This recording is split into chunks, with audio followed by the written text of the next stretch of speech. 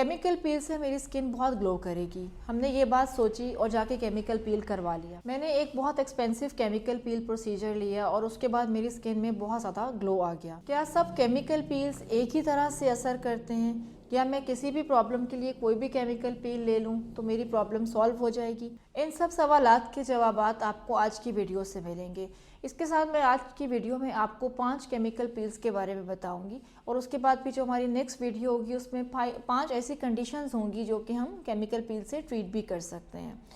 तो हम स्टार्ट करते हैं कि केमिकल पील्स कौन से होते हैं। मार्केट में आपने जो डिफरेंट प्रोडक्ट्स जब आप परचेज करते हैं तो उनके ऊपर लिखा होता है salicylic acid, lactic acid, niacinamide. तो ये असल में केमिकल्स ही होते हैं, लेकिन ये सॉफ्ट फॉर्म में मौजूद होते हैं।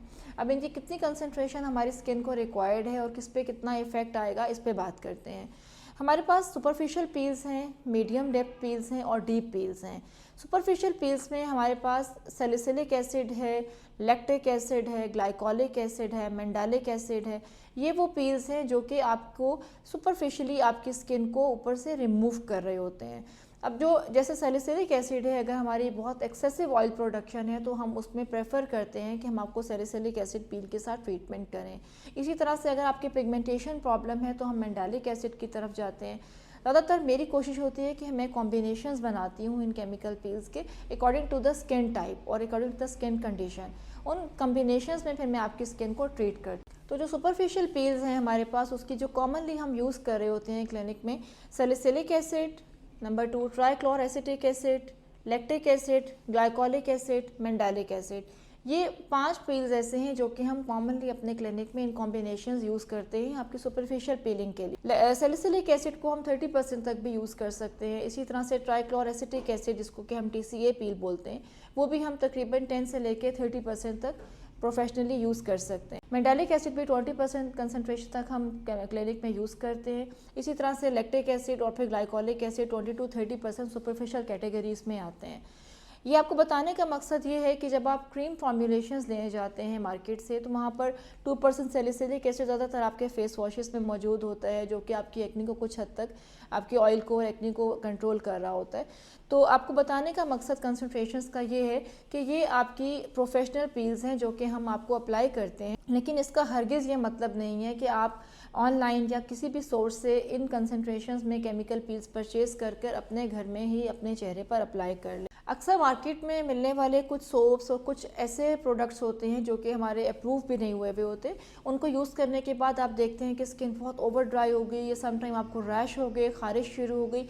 तो ये वो सर्कमस्टांसेस होते हैं जिसमें उन प्रोडक्ट्स के अंदर आपकी हाई कंसनट्रेशन क्रूड एसिड्स की डली हुई होती है, जो कि आपकी बॉडी पे रिएक्शन कर देता है और रैशेस दे देता है। अल्टीमेटली आपको डिसहाइड्रोटिक टाइप और इरिटेंट टाइप एक्जिमा स्टार्ट हो जाते हैं।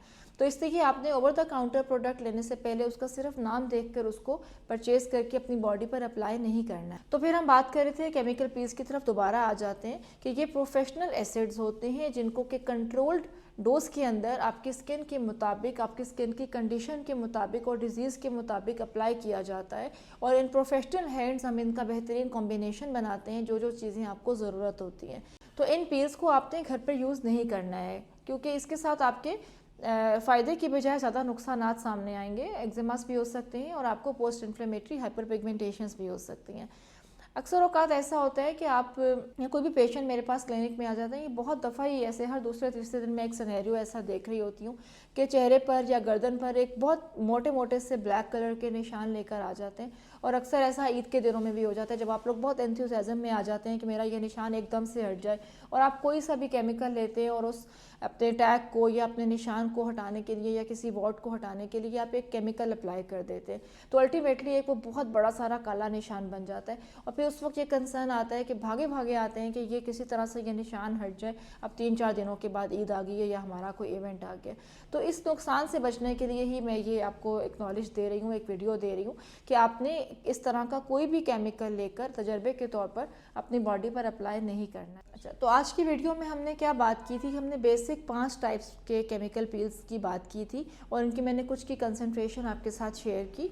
और जो फर्दर मैं एक जो सीरीज़ बनाने जा रही हूँ केमिकल पील्स की, उसमें आपको मैं मॉडरेटली जो डेप्थ केमिकल पील्स हैं उनके बारे में और फिर आपको डीप केमिकल पील्स के बारे में बताऊंगी, जिनसे हम अपने डीप रिंकल्स तक को ट्रीट कर सकते हैं। तो अपना बहुत ख्याल रखिएगा और पील के मुतालिक जो भी आपने क्वेश्चन पूछना हो आप कमेंट सेक्शन में हमसे पूछ सकते हैं।